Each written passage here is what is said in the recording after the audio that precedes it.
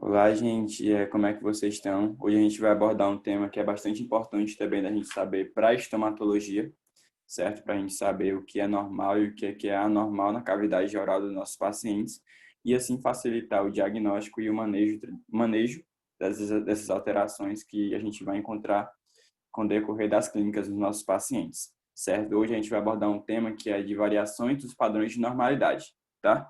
Vamos abordar um pouco mais sobre isso com o passar dos slides. Em relação às alterações de normalidade, gente, o cirurgião ele não é obrigado a conhecer todas as patologias, mas ele deve saber o que é normal, certo? Para que eu vou querer saber o que é normal, Ítalo? O que é normal e o que não é? Para mim, justamente diferenciar o que é normal do que é anormal, certo? Assim eu vou poder facilitar no meu diagnóstico do paciente e não dar um diagnóstico falso para o meu paciente, entendeu? Porque esses diagnósticos eles acabam sendo mais prejudiciais para os nossos pacientes, se forem dados de forma incorreta, certo? Que aí vai levá-los a ter uma maior preocupação, dentre outras coisas, certo? É por isso que antes de qualquer tipo de procedimento, a gente faz aquele exame clínico extra intraoral, justamente para me verificar se existe alguma alteração ou alguma alteração fora do normal, ou se está tudo dentro dos padrões de normalidade, certo? Aqui eu coloquei uma lesãozinha como exemplo, que a gente vai debater com o passar dos slides, certo? Que é o muscicatio buccarum, tá? Uma alteraçãozinha que vocês vão ver que é ocasionada por trauma, um trauma mais crônico, certo? Na região de mucosa jugal, que ficam com essa coloração aí esbranquiçada, certo?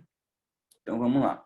Em relação às alterações, a gente vai falar hoje sobre os glândulos de Fordyce, o leucoedema, o tórus, a exostoses, a língua fissurada, a língua geográfica, a língua pilosa, linha alba de oclusão e varizes lingual, certo? Então vamos lá falar um pouco agora sobre os glândulos de Fordyce. Os grãos de Fordyce, gente, são nada mais nada menos do que glândulas sebáceas presentes nas mucosas. A gente sabe que as glândulas sebáceas, elas são glândulas sudorípicas, certo? E elas, normalmente, elas não nascem na cavidade oral. Mas se nascerem, ela não faz nenhum mal para o nosso paciente, certo? É algo que está ali dentro dos padrões de normalidade que não vai causar nenhum mal para os nossos pacientes, certo? Geralmente elas se apresentam como pápulas ou placas, certo? A gente sabe que pápulas é uma lesão ali sólida, né? Com menos de 5 milímetros de diâmetro.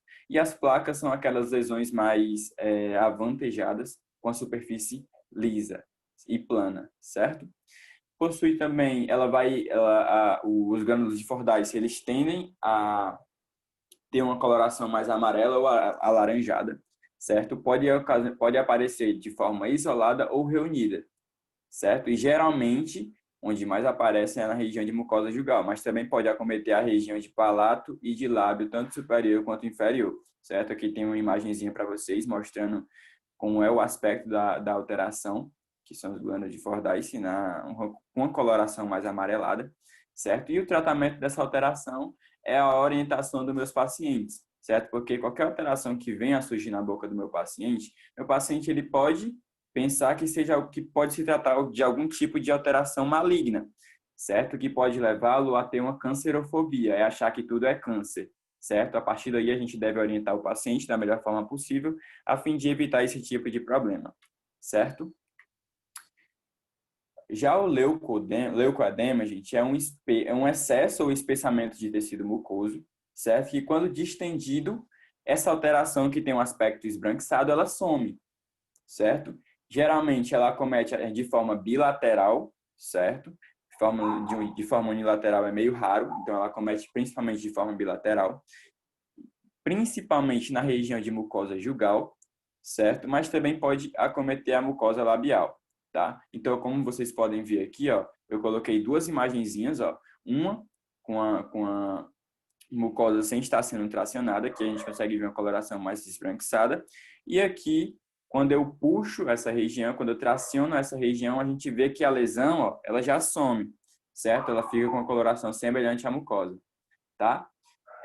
O tratamento dessa alteração, gente, é basicamente excluir todo o meu diagnóstico diferencial, porque a gente sabe que possui alguns tipos de lesões com colorações esbranquiçadas, desde líquen plano, leucoplasia, dentre outras lesões, tá? orientar o paciente que aquela alteração ali não vai causar nenhum mal, certo? Que é uma variação dos padrões de normalidade, mas o acompanhamento para mim ver se aquela lesão ela vai aumentar de tamanho ou se ela vai regredir com o passar dos tempos, certo? E isso vai favorecer no melhor manejo do meu paciente, tá? Outra alteraçãozinha que eu quero falar para vocês é a linha alba de oclusão, tá? A linha alba de oclusão, gente, ela é uma hiperceratose, é um aumento na produção de ceratina que geralmente é ocasionado devido ao trauma oclusal, certo? Na região de mucosa jugal. A gente sabe que a linha de oclusão, gente, ela se encontra geralmente na mucosa, na mucosa jugal, certo? E conforme eu vou tendo esse contato de oclusão entre a maxila e a mandíbula, na maioria dos casos, aqueles pacientes que possuem um maior, que são bochechudos ou que possuem um padrão mais, como é que eu posso falar? Um padrão de arco mais aberto que vai levar com que ele vai fazer com que ele possa ter essa linha alba de oclusão, certo? Que, sim, como falei para vocês, se encontra ali naquela região de mucosa jugal, certo? Ela pode se apresentar como uma placa branca, certo? Não destacável, tá? Com possível sintomatologia. Como assim, Ítalo? É porque essas alterações, elas geralmente são ocasionadas por traumas, certo? Então, se eu traumatizar essa região, consequentemente, meu paciente ele pode vir a sentir dor, devido a aftas ou qualquer outro tipo de alteração que podem vir surgir nessa região, certo? O tratamento geralmente é a retirada do fator etiológico, certo? Na maioria dos casos, pacientes que possuem essa linha alba de oclusão, eles possuem um grande volume de corpo adiposo da bochecha. Então, a gente fazendo um procedimento cirúrgico como a bichectomia vai acabar ocasionando uma melhora no quadro desses pacientes, certo? Junto com a preservação, para me ver se aquela alteração vai regredir ou vai evoluir, e assim ter um melhor acompanhamento dos nossos pacientes, certo? E aqui, ó, vocês podem ver essa alteraçãozinha na mucosa jugal do paciente, ó, onde a gente possui uma elevação, tá? Justamente onde há o encontro da maxila com a mandíbula, certo? Aí leva essa linhazinha branca mais elevada, tá? Já o mursicate buccal, gente, ela é uma alteração advida no trauma mastigatório, um trauma mais crônico, em que aqueles pacientes que o professor até brincou na aula, aqueles pacientes que são canibais, né? Que eles ficam mordendo a própria mucosa, tá? Aí pode ocasionar isso aqui nos pacientes, ó. Depressões e elevações junto a uma hiperceratose, né? Que é uma produção elevada de ceratina devido ao trauma, tá? Ela pode se apresentar como uma placa branca, não destacável, com possível sintomatologia, a mesma coisa da linha alba. Se o paciente vier traumatizar essa região, consequentemente, ele vai ter uma sintomatologia dolorosa naquela região, certo? E o tratamento para essa alteração, geralmente é retirada do fator etiológico, como eu falei para vocês. Geralmente o fator etiológico é um corpo adiposo mais avantajado, que pode fazer com que uma simples bichectomia possa retirar o fator, possa melhorar o quadro do meu paciente, tá? Junto à preservação, para me ver se a gente vai ter evolução ou diminuição desse tipo de alteração, certo? A língua pilosa, gente, ela é um aumento, é um acúmulo acentuado de ceratina nas papilas filiformes do dorso lingual, certo? Que vai resultar em uma aparência semelhante a pelos, como vocês podem ver aqui, ó, nessa imagem, de coloração mais amarronzada, não é? Geralmente, gente, essa língua pilosa, ela é ocasionada devido a uma falta de higiene lingual. A maioria dos pacientes que chegam para a gente acham que não devem higienizar a língua, certo? O que acaba ocasionando essa sabuga lingual aqui, ó, esse acúmulo de restos alimentares, de ceratina, de micro-organismos e acaba dando aquele odor fétil, certo? Que acaba ocasionando muito mau hálito nesses pacientes. Então, o tratamento para esse tipo de alteração, gente, é o diagnóstico diferencial. Eu tenho que tirar qualquer tipo de diagnóstico dos meus pacientes, o diagnóstico diferencial dessa alteração é a leucoplasia pilosa, tá? Possui um aspecto bem parecido. E instrução de higiene oral. Eu ensinar para o meu paciente como deve ser feito a higiene lingual, certo? E vai regredir bastante no quadro desses pacientes, assim como a redução do mau hálito, tá? Já a língua geográfica, gente, é uma atrofia transitória das papilas, certo? Que com o passar do tempo ela pode se modificar de lugar, certo? Em determinado momento pode estar na região de dorso lingual, já em outro momento vai estar na região mais de ápice lingual, e assim por diante. Ela se modifica com o passar do tempo, certo?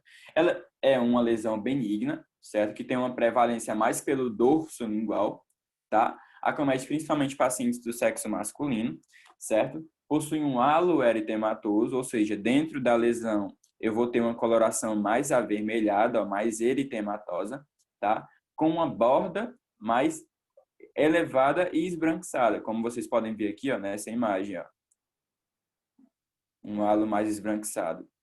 Como se trata de uma foto, a gente não vai ver que ela é elevada, mas aqui a gente já pode ter uma noção. A etiologia ainda é desconhecida, mas diversos fatores podem contribuir para o aparecimento dessas alterações, que podem ser estresse, imunossupressão e assim por diante, tá? A sintomatologia ela é variável. Em alguns pacientes eles reclamam de dor, outros não, tá?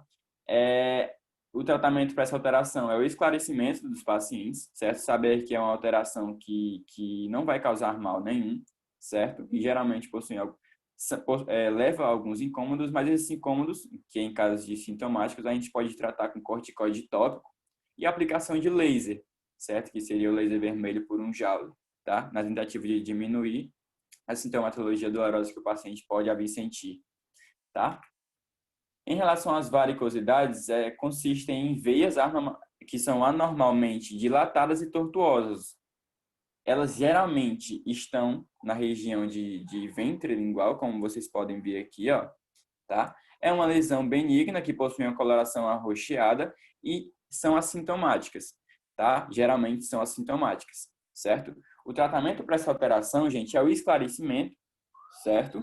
Em alguns casos, a excisão cirúrgica para confirmar o diagnóstico. Como é feita essa incisão cirúrgica, Ítalo? Geralmente é com laser, certo? Laser de alta potência. Aí a gente consegue ver, ou com bisturi elétrico, tá? A gente consegue retirar essa lesão e, juntamente com isso, já fazer a hemostasia daquela região, certo? Diminuindo, assim, a probabilidade de ter hemorragia, tá? E deixando a cirurgia mais limpa, o campo operatório mais limpo. O tórax palatino, gente, tanto o tórax palatino quanto o tórax mandibular são exostoses. O que são essas exostoses, Ícaro? São um crescimento ósseo fora do normal, como vocês podem ver nessa imagem aqui, ó. O tórax palatino, gente, ele acomete a linha média do palato, tá? Pode se apresentar dessa forma, nodular, ou somente como se fosse um só nódulo, tá?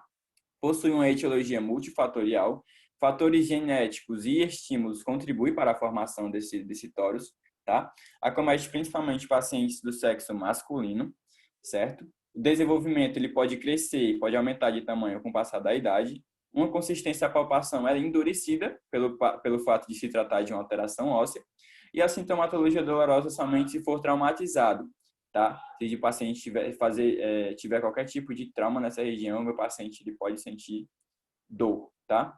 O tratamento é esclarecimento ou excisão cirúrgica, em casos onde meu paciente vai fazer uso de uma PPR ou de um EPT, por exemplo. Esses casos, os pacientes eles podem ter indicação para a remoção cirúrgica desses tórax, certo? Ou quando o paciente ele se sentir incômodo, tá? Mas fora isso, não tem indicação de ser retirado o tórax palatino, certo? A mesma coisa o tórax mandibular, certo? São exostoses, o crescimento ósseo fora do normal, na superfície interna da região lingual, tá?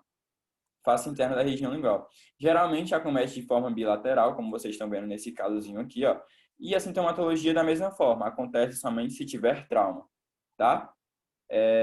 Vocês podem ver aqui, ó, um paciente que provavelmente se sentia incomodado, tá? E decidiu tirar. Aqui vocês estão vendo a exposição do crescimento ósseo para posterior excisão, tá?